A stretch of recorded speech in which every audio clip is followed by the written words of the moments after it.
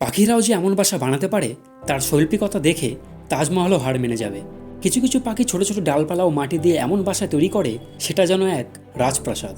এই বাসাগুলি শুধু তাদের থাকার জায়গায় নয়, বরং প্রকৃতির এক চমৎকার দৃশ্য, যেখানে প্রাকৃতিক পাখা, এয়ার কন্ডিশনার আরও অনেক কিছু সুবিধা রয়েছে।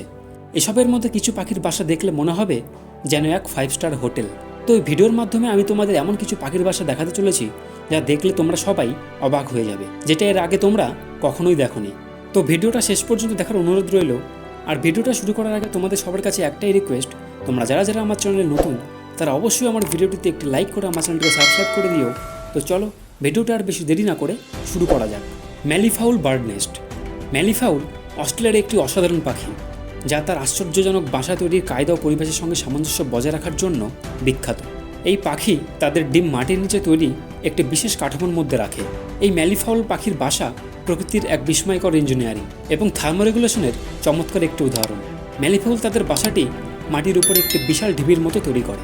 এই বাসাটি তৈরি হয় মাটি, বালি, শুকনো পাতা এবং অন্যান্য জৈব পদার্থ দিয়ে। এর দৈর্ঘ্য প্রায় 4.5 মিটার এবং উচ্চতা 1 মিটার। এর ওজন প্রায় 350 থেকে 450 কেজি পর্যন্ত হতে পারে।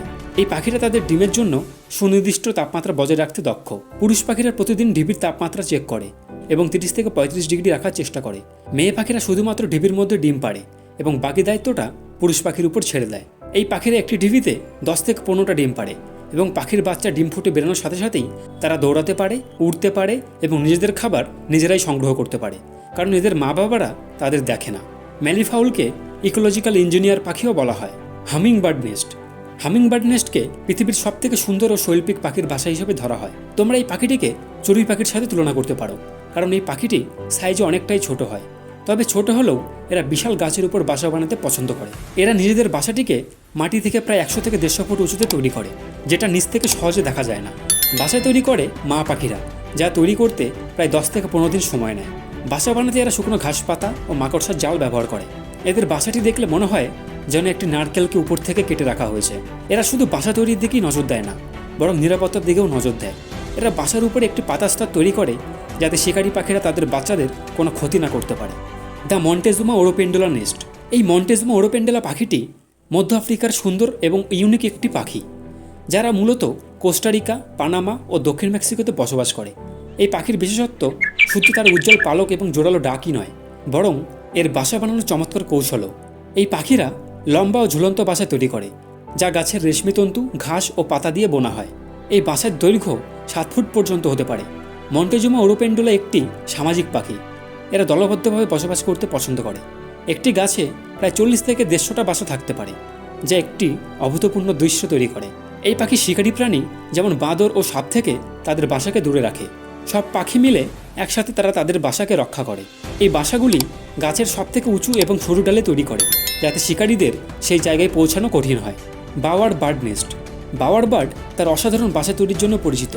এই পাখি তার সঙ্গীকে আকৃষ্ট করার জন্য জটিল এবং সৃজনশীল বাসা তৈরি করে। এই বাসাটি দেখতে ছোট্ট সুড়ঙ্গের মতো, তবে এই বাসাটি ডিম পাড়ার জন্য তৈরি করা হয় না। এই বাসাটি তৈরি করা হয় শুধুমাত্র মেয়ে পাখিদের মন জয় করার জন্য। পুরুষ পাখিরা বিভিন্ন উজ্জ্বল ও আকর্ষণীয় বস্তু দিয়ে বাসাটিকে সাজায়। এর মধ্যে নীল রঙের বস্তু বেশি ব্যবহৃত হয়, কারণ বাওয়ার পাখিদের নীল রং অনেক পছন্দের।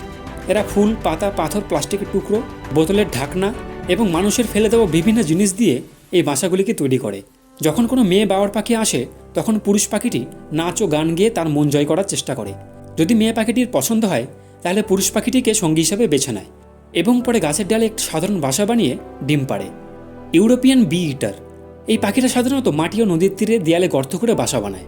এরা 1 ও 2 মিটার দীর্ঘ সুড়ঙ্গের মধ্যে এই বাসা তৈরি করে থাকে, যার শেষ অংশে একটি গোলাকার জায়গা থাকে যেখানে মা পাখিরা ডিম পাড়ে। পুরুষ ও মহিলা উভয় পাখিরাই বহুদিন ধরে মাটির দেয়ালে গর্ত করে বাসা বানায়। এরা আলাদা আলাদা করে বাসা বানায় না, বরং সবাই একসাথে মিলেই বাসা বানায়। এই বাসাগুলি এমন জায়গায় তৈরি করা হয় যেখানে শিকারীরা পৌঁছাতে পারবে না, যেমন নদীর তীরে বা পাথুরা মাটির দেয়ালে, যা ডিম এবং তার বাচ্চাদের নিরাপত্তা নিশ্চিত করে। Bald eagle nest. আমেরিকার রাষ্ট্রীয় পাখি হলো বাল্ড ঈগল। এই পাখিরা তাদের বাসাকে বিশেষভাবে তৈরি করে এবং এর আকার অনেক বড় হয়। এই পাখির বাসাগুলি সাধারণত 4 থেকে 5 ফুট চওড়া হয় এবং 3 থেকে 4 ফুট গভীর হয়ে থাকে। পৃথিবীর সবথেকে বড় বাল্ড ঈগল বাসাটি ফ্লোরিডায় খুঁজে পাওয়া গেছিল, যার চওড়াই ছিল প্রায় 95 ফুট এবং যার গভীরতা ছিল 20 ফুট, যার ওজন ছিল প্রায় 200 কেজি। বাসাগুলিকে শক্ত করার জন্য তারা গাছের ডালপালা ব্যবহার করে এবং বাসার ভেতরের অংশ নরম করার জন্য ঘাস পাতা ব্যবহার করে থাকে। বাল্ড ঈগল সাধারণত গাছের উঁচু ডালে বাসা বানাতে পছন্দ করে, যাতে তারা শিকার এবং নিজেদের এলাকা নজরদারি করতে পারে। এরা একটি বাসাকেই অনেক বছর ধরে ব্যবহার করে থাকে। সোসিয়েবল উইভার বার্ড নেস্ট। এরা সাধারণত দক্ষিণ আফ্রিকার পাখি এবং এদের বাসাগুলি খুবই অনন্য, আকর্ষণীয় এবং বিশাল আকারের। সোসিয়েবল উইভারের বাসা পৃথিবীর সবথেকে বড় পাখির বাসা হিসেবে ধরা হয়। এই পাখিরা একসাথে জমায়েত হয়ে একটি বিশাল বাসা তৈরি করে, যা এক বা একাধিক গাছ বা ইলেকট্রিক পোলের উপরে তৈরি করে থাকে। এর ওজন প্রায় 100 কেজি পর্যন্ত হতে পারে। এক একটা বাসাতে প্রায় 200 থেকে 600 পাখি বসবাস করতে পারে। বাসার বাইরের স্তর কাঁটাযুক্ত শাখা ও ঘাস দিয়ে তৈরি থাকে, যা শিকারীদের থেকে পাখিদের নিরাপত্তা প্রদান করে। সোশ্যাল উইভার পাখিরা একসঙ্গে তাদের বাসা রক্ষণাবেক্ষণ করে এবং তারা এই বাসাটি স্থায়ীভাবে তৈরি করে, যেখানে তারা কয়েক প্রজন্ম ধরে বসবাস করে। এইসব পাখিদের জীবন এবং জীবনযুদ্ধ তোমাদের কেমন লাগলো সেটা তোমরা অবশ্যই কমেন্ট করে জানিও এবং অন্যদের সাথে শেয়ার করে অন্যদেরকেও জানার সুযোগ করে দিও। ভিডিওটা ভালো লেগে থাকলে আমার ভিডিওটিতে একটি লাইক করে আমার চ্যানেলটিকে সাবস্ক্রাইব করে দিও। দেখা হবে পরবর্তী অন্য কোনো এপিসোডে। সবাই ভালো থেকো, সুস্থ থেকো। ধন্যবাদ।